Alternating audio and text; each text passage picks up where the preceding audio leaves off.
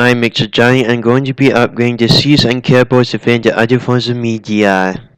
You would also need to combine it with the storyline of where Darkseid meets Supergirl into a servant and zoom in the Darkseid storyline in order to flesh out more and to make it more of its own universe. It would start with both Superboy and Supergirl becoming Darkseid's servants in order to save Earth. But Darkseid already gained the anti-life equation before he left Earth. Then you do both the DC storyline and some of the storylines from DC House of Horror. And you'd also have to make it that when Hal went back to Earth is when he died and gave his ring to Black Canary. And you'd also have to make it the magic that turned Billy Baxter into Shazam wasn't good magic, so when he turned into Shazam he became evil. And when the original Conor Kent Superboy came to Earth, he wasn't a good alien and he was born with a natural desire to destroy everything in his path. Then you'd also need to source flashbacks to before the zombie apocalypse storyline happened, with the superheroes stopping the supervillain plans, and the Scarecrow and Joker spraying fear toxin throughout Gotham City. And you also doing it with the other Batman villains in Gotham. You doing it so we get more invested into the story and that hits more when the deceased universe happens. Like Poison Ivy and Harley Quinn mind-controlling Robin into doing crimes with them.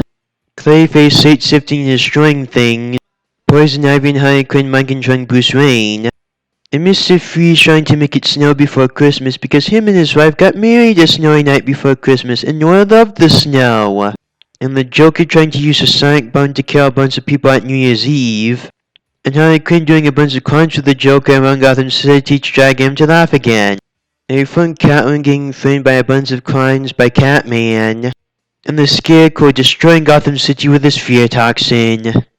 The Joker being the snap out of Commissioner Gordon on international TV, and Alaska the ventriloquist trying to give up being a supervillain, but then someone turning him into a supervillain so he would get revenge on someone for her. And the Scarecrow trying to give up being a supervillain, but then him getting revenge on someone who treated one of his students, who he's in love with, badly.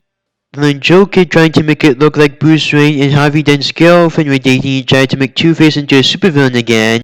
Then Bruce stopping a mugging as Bruce Wayne while he was out on a date, after seeing a movie with someone, then him stopping the mugger later as Batman. Then it turns out Two-Face's girlfriend is in danger, and him not needing a coin flick to make the decision about him saving her. And you also adapting some other stories from the comics.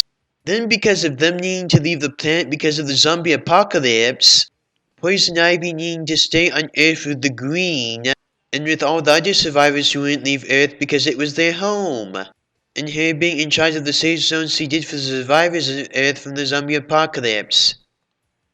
And Harley Quinn staying with her because of Poison Ivy being her best friend, and her telling the rest of her crew to get on the ship to get off of the planet because of the zombie apocalypse. You need to do this for a heartwarming moment and to add more to Poison Ivy and Harley Quinn's relationship in DC Deceased. And Sam Lane, Lois Lane's father, put the dead mind of Lois Lane's sister so she wouldn't die and so she would be able to defend herself in the zombie apocalypse. And also him dying because of the zombie apocalypse. Also, Sam Lane putting Lana Lang, Lois Lane's sister, into a red tornado body. And also Lex Luthor putting his sister Lena Luthor's mind in a red tornado body so she wouldn't die in the zombie apocalypse and so she can defend herself in the zombie apocalypse. And also Sam Lane turning Lois Lane's sister into a cyborg so she would be able to defend herself in the zombie apocalypse. This lists out more of the Superman family in DC Deceased and makes more of them being able to defend themselves. Then you need to start off with the prequel comics, like Deceased Unkillables and Deceased Hope at Wilson in the middle of the story, in the background of it, so you telling the full story and what's going on at the time. In Deceased Hope at Wilson, Aerie and Ring found a safe place to stay at, and Black Adam has been turned into a zombie. And we also get to see how good Superman and Lois Lane's relationship is. We also get to see that Superman finds out that Jimmy Olsen always knew his secret identity and that he kept their secret from everyone, even Superman, because of how good friends he was with Superman. We get to see how much Damian Wayne cares about his Barbara Batman, and that Stephanie Brown became his new Robin. We also get to see that Justice League stopped Black Adam from destroying a safe haven of the survivors left on Earth. And it's also good us seeing how much Damian Wayne's mommy Talia al Ghul cared about Damian Wayne. We also get to see Lex Luthor take out a big chunk of the zombie apocalypse. And not only is it because of Pied Piper how they were able to get rid of a huge chunk of the zombie apocalypse, it's also good seeing his romance with the person he loves. Then you do the C storyline of Superman having to kill Flash in order for him not to infect people, and him getting infected with the disease virus. And you would have to make it instead of Superman's son going up against him, it was his cousin Supergirl who went up against him and flew through Superman. And because he felt so bad about it, and she already lost one home, she didn't want to lose another one, she stayed on Earth because of it. Then Cyborg using the lasso of truth on a zombie Wonder Woman to find out that there is a cure, but she killed him before he can tell the survivors. And you'd also need to do how John Constantine and other superheroes failed to go back in time to stop this from happening, and him trying to save the leftover survivors with Dr. Fate. Then because of Superman dying, Lois Lane went to put his cape in the Fortress of Solitude, with the crypt of his parents.